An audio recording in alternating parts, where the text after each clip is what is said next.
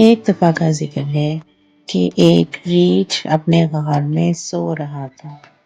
پوری سردیاں اس نے سوتے سوتے گزار دی اور زور زور سے خراٹے لیتا تھا کہ اس کے پاس ہی ایک چوہا اپنے بل میں سو نہیں سکتا تھا۔ چوہے کو اس ریچھ پہ بہت غصہ آتا تھا۔ چوہے نے فیصلہ کیا کہ وہ شیر کے پاس جائے گا۔ وہ جنگل کے بادشاہ شیر کے پاس گیا اور اس کو بولا کہ میری مدد کرے، ریچھ کے خراٹوں کی وجہ سے میں سو نہیں پاتا ہوں۔ لیکن شیر یہ سن کر غرور سے ہنسنے لگا اور کہنے لگا کہ میں تمہاری کیسے مدد کروں، تم اتنے چھوٹے ہو۔ وہ اس پہ ہنس رہا تھا اور اس کو کہہ رہا تھا کہ جاؤ، میں تمہاری مدد نہیں کر سکتا۔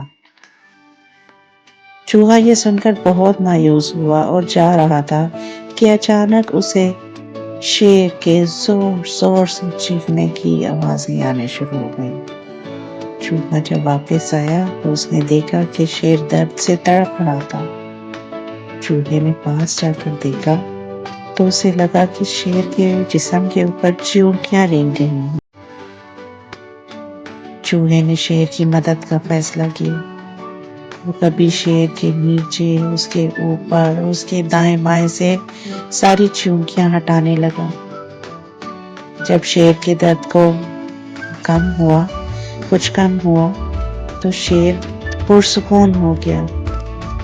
اس نے چوہے سے کہا کہ بہت شکریہ دوست، تم نے میری مدد کی اور مجھے معاف کر دو کہ میں پہلے تمہاری بات نہیں سن سکا۔ اب مجھے بتاؤ، مجھے ریچھ کے پاس لے کے جاؤ، میں تمہاری مدد کروں گا۔ چوہا اور شیر ریچھ کے پاس آئے۔ انہوں نے دیکھا کہ ریچھ ابھی بھی سو رہا تھا۔ شیر زور سے دھاڑا، زور سے آواز دی شیر نے تو ایک دم ریچھ نیند سے جاگ اٹھا۔ اور جب شیر نے اس کو بتایا کہ تمہاری وجہ سے یہ چوہا اپنی وجہ نیند سو نہیں پاتا ہے تو ریچھ بہت شرمندہ ہوا۔ اس نے معافی مانگی چوہے سے بھی اور شیر سے بھی اور وعدہ کیا کہ آئندہ وہ اس طرح نہیں سوئے گا۔ اس دن کے بعد سے وہ سب جنگل میں خوشی خوشی رہنے لگے۔ اب شیر، چوہا اور ریچھ اچھے دوست بن گئے تھے۔ اس کہانی سے ہمیں یہ سبق ملتا ہے کہ دنیا میں کوئی بھی چیز چھوٹی نہیں ہے، ہر چیز کا کوئی نہ کوئی فائدہ ہوتا ہے۔